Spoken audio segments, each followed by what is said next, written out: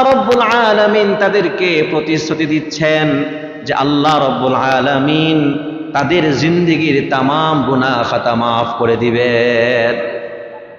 আল্লাহ বলছেন, যদি তোমরা নামাজ কায়েম করো, যাকাত দাও, আমার রাসূলদের প্রতি পূর্ণ বিশ্বাস রাখো, তাদেরকে সম্মান করো, ওয়া আকরাতুমুল্লাহ করদান হাসানা, এবং কর্জে হাসানা দাও, লাউকাফিরান্না আনকুম সাইয়্যাতিকুম, তাহলে আমি আল্লাহ রব্বুল আলামিন তোমাদের যত পাপ আছে সমস্ত পাপ আমি আল্লাহ মোচন করে দিব। আল্লাহ পাক আর কি প্রতিশ্রুতি দিয়েছেন? আল্লাহ পাক বলছেন, ওয়ালা উদখিলান্নাকুম জান্নাত। আল্লাহ বলছেন, যদি তোমরা উপরে উল্লেখিত কাজগুলো যদি তোমরা করো, তাহলে আমি আল্লাহ রব্বুল আলামিন তোমাদেরকে জান্নাতে প্রবেশ করাবো। আল্লাহ বলছেন, তোমাদেরকে এমন জান্নাত সমূহে প্রবেশ করাবো, তাজরি মিন তাহতিহাল আনহার, যে জান্নাতের তলদেশ দিয়ে বিভিন্ন নহর সমূহ প্রবাহিত হয়। বনি ইসরাইল থেকে আল্লাহ রাব্বুল আলামিন মোটামুটি 10টা প্রতিশ্রুতি নিয়েছেন। কয়টা? 10টা ওয়াদা, মানে 10টা ওয়াদা তারা আল্লাহর সাথে করেছে। 10টা ওয়াদা তারা আল্লাহর সাথে করেছে। আল্লাহ রাব্বুল আলামিন তাদের থেকে 10টা প্রতিশ্রুতি নিয়েছেন। 1 নম্বর প্রতিশ্রুতি হলো এক আল্লাহর ইবাদত করা। এক আল্লাহর ইবাদত করা। তাদের থেকে আল্লাহ প্রতিশ্রুতি নিয়েছেন এই মর্মে যে তোমরা এক আল্লাহর কি করবা? ইবাদত করবা। কোরআনুল কারীমের 4 পৃষ্ঠা পরেই 83 নম্বর আয়াতের মধ্যে আল্লাহ বলছেন, ওয়াইদ আখাযনা মিসাকা বানি ইসরাঈলা লা তা'বুদুনা ইল্লাল্লাহ। স্মরণ করো ওই সময়ের কথা যখন আমি বনি ইসরাইল থেকে ওয়াদা নিয়েছি, প্রতিশ্রুতি নিয়েছিলাম এই মর্মে, লা তা'বুদুনা ইল্লাল্লাহ, যে তোমরা ইবাদত করবে না তবে আল্লাহ ছাড়া। অর্থাৎ তোমরা কেবলমাত্র এক আল্লাহরই ইবাদত করবা। এই ওয়াদা আল্লাহ পাক তাদের থেকে নিয়েছেন। কিন্তু তারা কিছুদিন পরেই বাছুরের পূজা করে এই ওয়াদা ভঙ্গ করে ফেলেছে। এক আল্লাহর ইবাদত করবা মানে আল্লাহর ইবাদতে অন্য কাউকে শরীক করা যাবে না। এক আল্লাহর দাসত্ব করতে হবে, এক আল্লাহর কাছে মাথা নত করতে হবে, এক আল্লাহর কাছে প্রার্থনা করতে হবে, এক আল্লাহর কাছে সবকিছু চাইতে হবে। তিনি সব কিছুর উপর পূর্ণ শক্তিমান, এটা বিশ্বাস করতে হবে। 2 নাম্বার, আল্লাহ রাব্বুল আলামিন তাদের থেকে প্রতিশ্রুতি নেন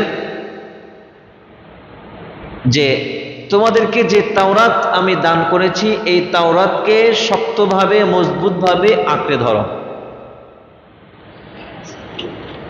কোরআনুল কারীমের সূরা বাকারার 63 নম্বর আয়াতের মধ্যে আল্লাহ বলছেন, ওয়াইদ আখাযনা মিসাকাকুম ওয়া রাফা'না ফাওকাকুমুত তুর। আল্লাহ বলছেন, স্মরণ করো ওই সময়ের কথা যখন আমি তোমাদের থেকে প্রতিশ্রুতি নিয়েছিলাম, ওয়া রাফা'না ফাওকাকুমুত তুর, এবং তোমাদের উপর মাথার উপর তুর পাহাড়কে আমি উত্তোলন করেছিলাম। বনি ইসরাইল প্রচন্ড রকমের ঘাওড়া ছিল, ঘাওড়া জাতি ছিল। মুসা আলাইহিস সালামের কাছে দাবি করে বসছে, আরিনাল্লাহ জাহরা, যে আমরা আল্লাহকে সরাসরি দেখতে চাই। আমরা কি আল্লাহকে সরাসরি দেখতে চাই? তা আল্লাহকে সরাসরি না দেখলে কি করব না? আল্লাহর প্রতি ঈমান আনবো না। ফাআখাযাতহুমুস সা'iকাতু বিযুলমিহিম, এই কথা, এই ধৃষ্টতা দেখানোর সাথে সাথেই আল্লাহ বলছেন তাদেরকে প্রচন্ড বিকট আওয়াজ আক্রান্ত করলো, আক্রমণ করলো, ফলে সব মারা গেল। পরবর্তীতে মুসা আলাইহিস সালাতু ওয়াস সালামের দোয়ায় আল্লাহ পাক সকলকে জীবন দান করলেন। আল্লাহ রাব্বুল আলামিন সূরা নিসার 154 নম্বর আয়াতের মধ্যে বলছেন, ওয়ারাফা'না ফাওকাহুমুত তুর বিমিসাকিহিম, যে আমি তাদের উপর তুর পাহাড়কে উত্তোলন করেছি ওয়াদা নেওয়ার জন্য, প্রতিশ্রুতি নেওয়ার জন্য। তো আল্লাহ রাব্বুল আলামিন তুর পাহাড়কে যখন তাদের মাথার উপর উঠালেন, রেওয়ায়াতের মধ্যে এসেছে নবীজি সাল্লাল্লাহু আলাইহি ওয়াসাল্লাম বলেছেন যে যখন আল্লাহ পাক তুর পাহাড়কে তাদের সবার মাথার উপর উঠায় রাখছেন, তখন তারা এতটাই ভয় পেয়েছে যে সকলেই সিজদায় চলে গেছে। সিজদায় গিয়ে কান্নাকাটি শুরু। তো সিজদায় গিয়ে কান্নাকাটি করে তারা ক্ষান্ত হয় নাই, একটু পর উঠায় দেখে যে তুর পাহাড়টা কোথায় আছে, যে মাথার উপরে আছে নাকি সরে গেছে বা কতটুকু আছে। কথা বুঝতে পারছেন? সিজদায় গিয়ে কান্নাকাটি করছে, তো আল্লাহ পাক বলছে মানবি, আমার কথা মানবি নাকি এই যে তুর পাহাড়টা ফালাই দিলাম। তখন তারা আল্লাহ পাকের আনুগত্য করতে বাধ্য হলো। দেখেন, তারা প্রচন্ড রকমের ঘাওড়া জাতি ছিল, এই জন্য বিভিন্ন বিধিবিধানও আল্লাহ পাক তাদের জন্য কঠিন করে দিয়েছিলেন। তাদের যদি কোথাও নাপাকি লাগতো, ওই অংশটা ওখান থেকে চামড়া কেটে ফেলতে হতো। কোন কোন রেওয়ায়াতের মধ্যে এসেছে কোন পাপ করলে সেটা কপালের মধ্যে লেখা উঠত। তো চিন্তা করেন যে আল্লাহ পাক এই শাস্তি আমাদেরকে দেন নাই, এই শাস্তি আমাদেরকে দিলে আজকের দিনে আমরা কত পাপ করেছি সব আমাদের কপালে লেখা উঠত, কি অবস্থা হইতো। তো আল্লাহ রাব্বুল আলামিন তুর পাহাড়কে তাদের মাথার উপর উঠাইছেন, উঠাইয়া তাদের থেকে কি প্রতিশ্রুতি নিয়েছেন। আল্লাহ রাব্বুল আলামিন বলছেন, তুর পাহাড়কে মাথার উপর উঠিয়ে বলছেন, খুযু মা আতাইনাকুম বিকুওয়া, তোমাদেরকে আমি যে কিতাব দিয়েছি এই কিতাবকে শক্তভাবে মজবুতভাবে আঁকড়ে ধরো। তাদেরকে আল্লাহ পাক কোন কিতাব দিয়েছিলেন? তাওরাত। ইহুদি সম্প্রদায় বনি ইসরাইলকে আল্লাহ পাক কোন কিতাব দিয়েছিলেন? তাওরাত। আল্লাহ বলছেন ওয়াযকুরু মা ফীহি লাআল্লাকুম তাত্তাকুন, এবং এই তাওরাত কিতাবের মধ্যে যা কিছু আছে সবকিছু তোমরা উত্তমভাবে স্মরণ রাখো, যাতে তোমরা এর দ্বারা মুত্তাকি হতে পারো। দেখেন, এটা হলো সূরা বাকারার 63 নম্বর আয়াত। সূরা বাকারার 93 নম্বর আয়াতের মধ্যে আবার আল্লাহ বলছেন, ওয়াইদ আখাযনা মিসাকাকুম ওয়া রাফা'না ফাওকাকুমুত তুর, স্মরণ করো ওই সময়ের কথা যখন আমি তোমাদের থেকে প্রতিশ্রুতি নিয়েছিলাম এবং তোমাদের উপর তুর পাহাড়কে উত্তোলন করেছিলাম। তোমাদের থেকে প্রতিশ্রুতি নিয়েছিলাম এই মর্মে, খুযু মা আতাইনাকুম বিকুওয়া, যে আমি তোমাদেরকে যে তাওরাত কিতাব দিয়েছি এটাকে শক্তভাবে শক্তির সাথে আঁকড়ে ধরো, গ্রহণ করো। ওয়াসমাউ, এবং সেখানে কি কি লেখা আছে তা ভালো করে শ্রবণ করো। দেখেন কত ঘাওড়া জাতি। আল্লাহ বলছেন, এরপরে আল্লাহ বলছেন ক্বালু, ওই যখন তুর পাহাড় মাথার উপর ছিল তখন তারা বলল সামিআনা, আল্লাহ আপনি যা বলেছেন সব আমরা শুনলাম। তো যেহেতু তৎক্ষণাৎ আত্মসমর্পণ করেছে আল্লাহ পাক, তাদের উপর তুর পাহাড়কে আরো ফালান নাই, তুর পাহাড়কে আপন স্থানে স্থাপন করে দিয়েছেন। পরক্ষণই তারা বলছে ক্বালু সামিআনা ওয়া আসাইনা, আমরা শুনলাম এবং সাথে সাথে অমান্য করলাম। আউযু বিল্লাহি মিন যালিক। সামিআনা অর্থ হলো আমরা শুনলাম, ওয়া আসাইনা মানে আমরা অমান্য করলাম, আমরা অবাধ্যতা করলাম। তো আল্লাহ রাব্বুল আলামিন এই তাওরাত কিতাবটাকে শক্তভাবে আঁকড়ে ধরার জন্য তাদের থেকে প্রতিশ্রুতি নিয়েছেন এবং তারা যেন প্রতিশ্রুতি দেয় এই জন্য তাদের উপর তুর পাহাড়কেও আল্লাহ পাক উত্তোলন করেছিলেন। কিন্তু এই শাস্তি থেকে বাঁচার পরপর তারা কি বললো? সামিআনা ওয়া আসাইনা, আল্লাহ যা বলছে আমরা শুনছি, এরপর আমরা এটা কি করছি? অমান্য করে ফেলছি। তো আল্লাহ রাব্বুল আলামিন বলছেন যে তাওরাত কিতাবকে আঁকড়ে ধরো, মানে কি কিতাবকে মজবুত করে ধরে রাখবে, নাকি কিতাবের বিধিবিধান এইগুলোকে মজবুতভাবে নিজের জীবনে, ব্যক্তিগত জীবন, সামাজিক জীবন, পারিবারিক জীবন, রাষ্ট্রীয় জীবনে আঁকড়ে ধরতে হবে, বাস্তবায়ন করতে হবে। তাওরাতে যা কিছু আছে, যে নির্দেশ আছে সেই নির্দেশ মোতাবেক চলতে হবে, যা যা লেখা আছে তা পুঙ্খানুপুঙ্খানু মানতে হবে।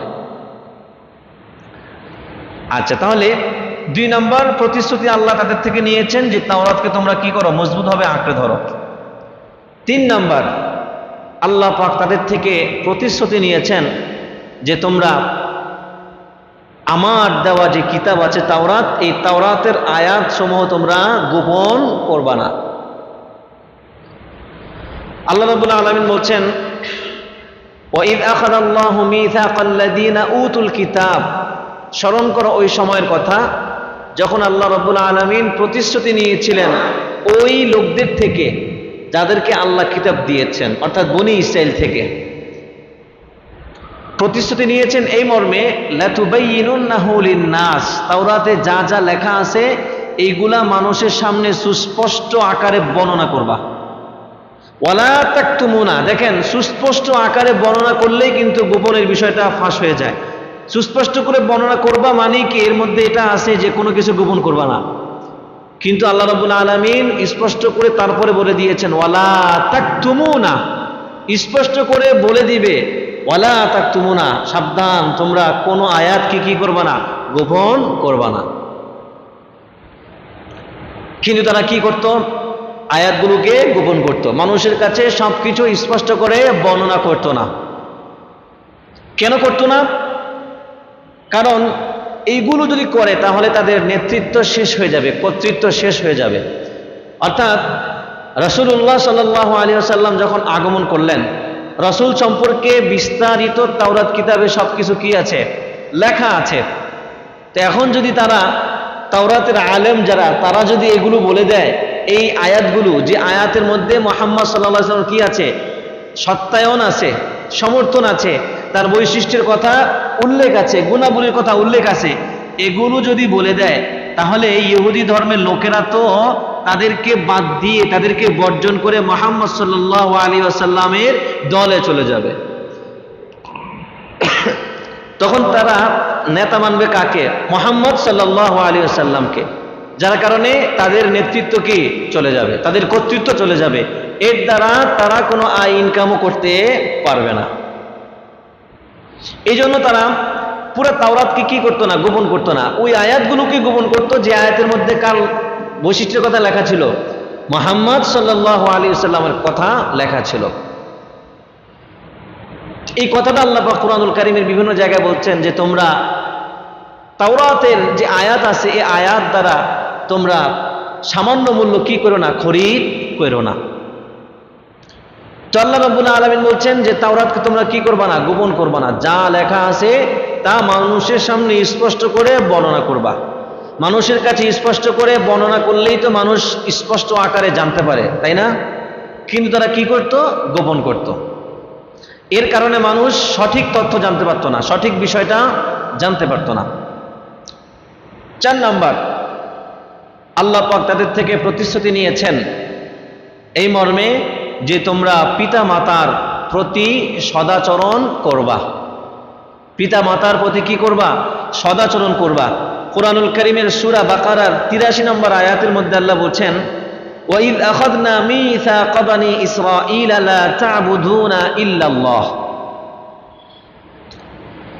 স্মরণ করো ওই সময়ের কথা যখন আমি বনি ইসরাইল থেকে ওয়াদা নিয়েছিলাম, প্রতিশ্রুতি নিয়েছিলাম এই মর্মে যে তোমরা এক আল্লাহর ইবাদত করবা।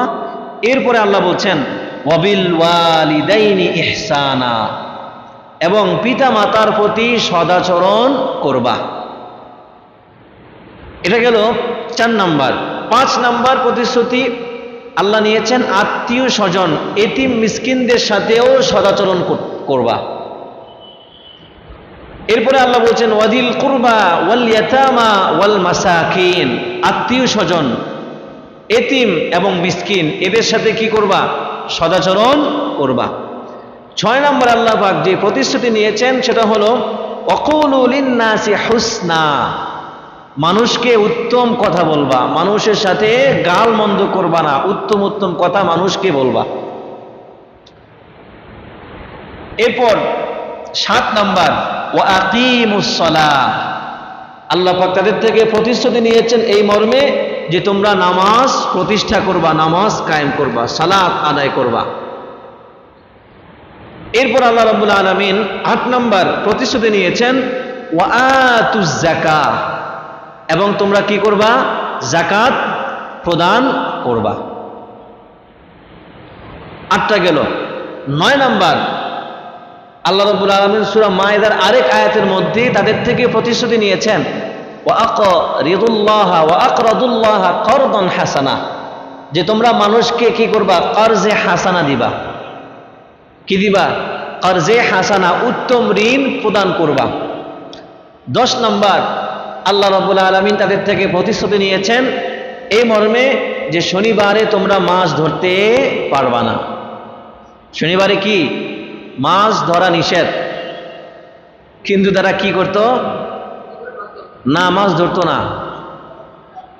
শনিবারে আল্লাহ তাদেরকে পরীক্ষা করার জন্য শনিবারে আল্লাহ পাক পাড়ের মধ্যে বেশি মাছ দিয়ে দিতেন। যখন সাগরের ঢেউ আসতো, ঢেউয়ের সাথে মাছও কি চলে আসতো।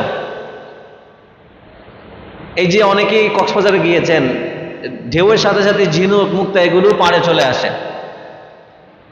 তো মাছ ওই দিন খুব বেশি পরিমাণে আসতো, তো তারা মাছ ধরতো না। তারা কি করত, এই মাটি কেটে, তারা এই লম্বা করে দাগ দিয়ে মাটি কেটে তারা একটু দূরে গিয়ে একটা গর্ত খনন করত। তো যার কারণে ঢেউয়ের সাথে মাছগুলো এই গর্ত, এই লাইন দিয়ে এসে ওই গর্তের মধ্যে মাছগুলো এসে আটকা পড়তো। তো এইভাবে করতো। পরবর্তীতে এই মাছগুলো তারা কি পরের দিন রোববার ধরতো। তো আল্লাহ রাব্বুল আলামিন তাদেরকে কি শাস্তি দিয়েছিলেন? আল্লাহ পাক তাদেরকে বানরে পরিণত করেছেন। এটা আসবে, এটা সূরা বাকারার এই ঘটনা বিস্তারিত বলবো। সূরা বাকারার 60 নম্বর আয়াতের পর থেকে এই আলোচনা আসবে ইনশাআল্লাহ।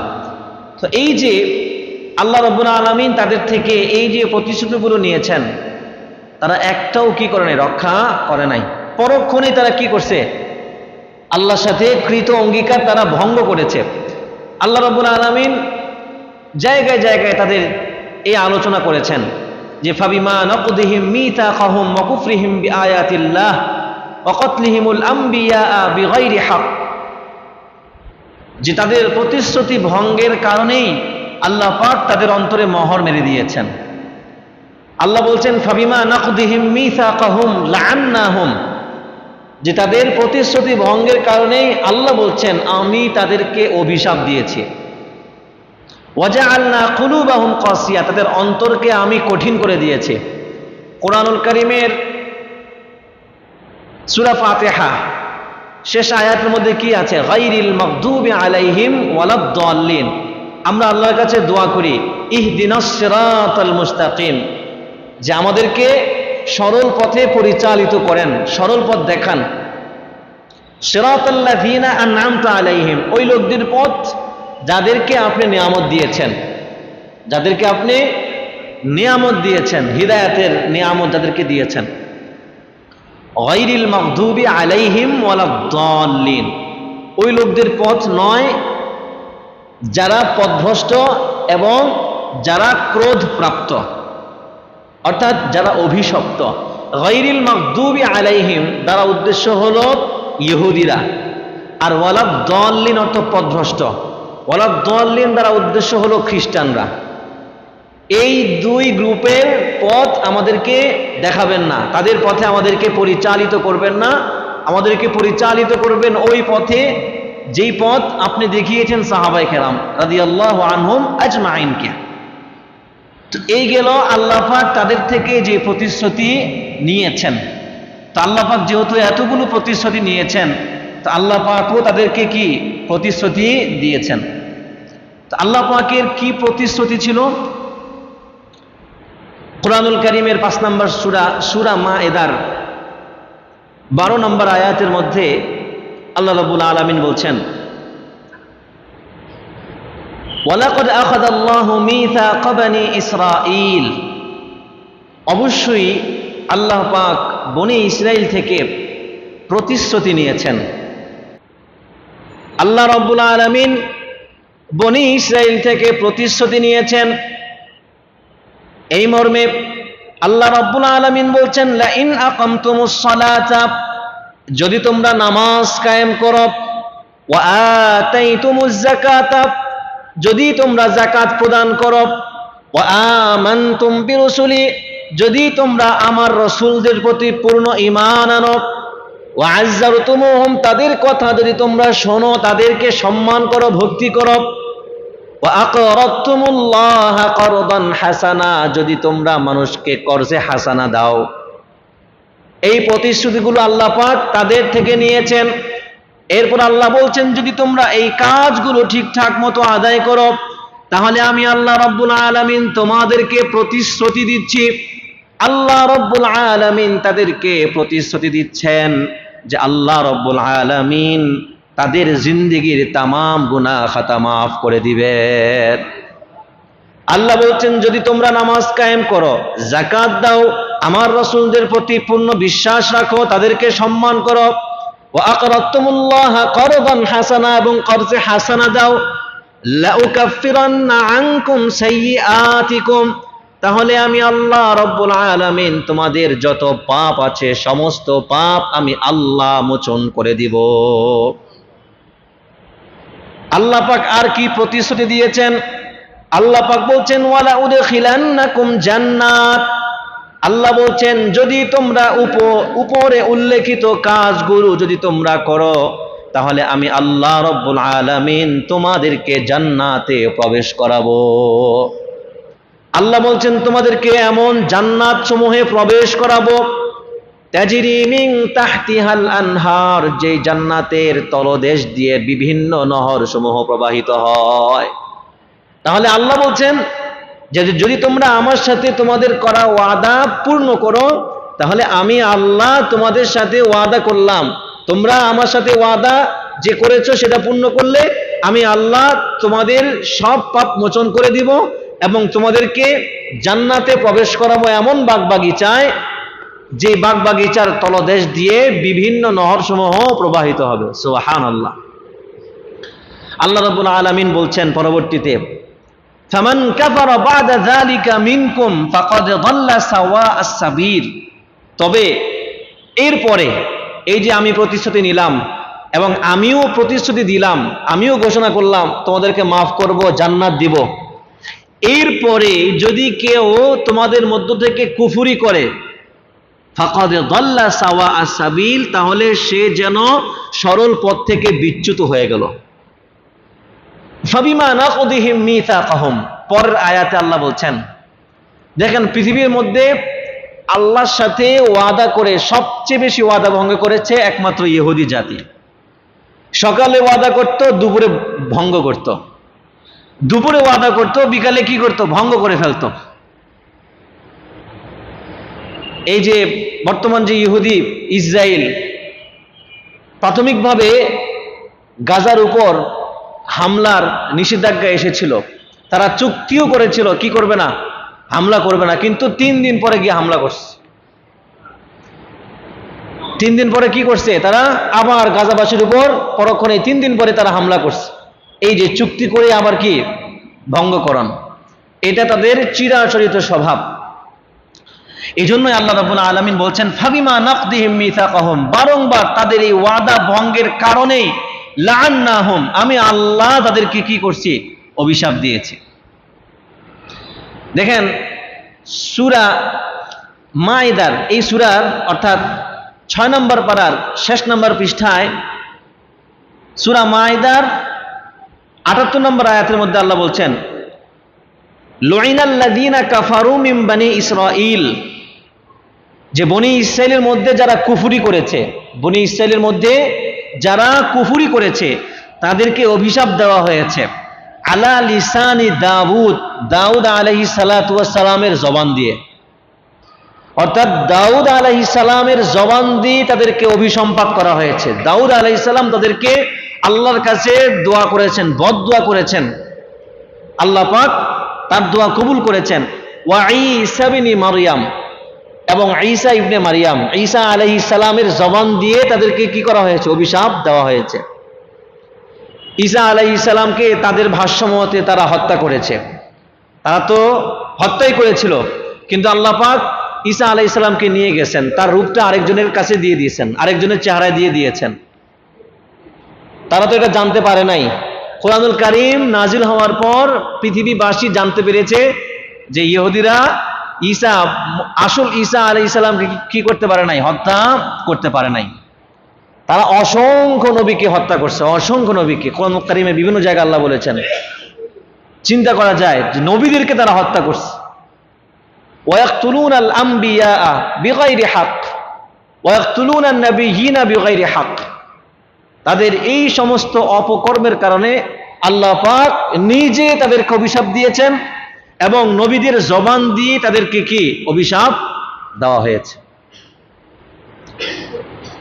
তো মোহতারাম হাজরিন, আমাদের সূরা বাকারার 40 নম্বর আয়াতের শেষ অংশ, ওয়া আউফু বিআহদি উফি বিআহদিকুম, যে তোমরা আমার সাথে কৃত প্রতিশ্রুতি পূর্ণ করো, যদি করো উফি বিআহদিকুম, তাহলে আমিও কি করব, তোমাদের সাথে দেওয়া, তোমাদের সাথে করা আমার প্রতিশ্রুতি আমি আল্লাহ পূর্ণ করব।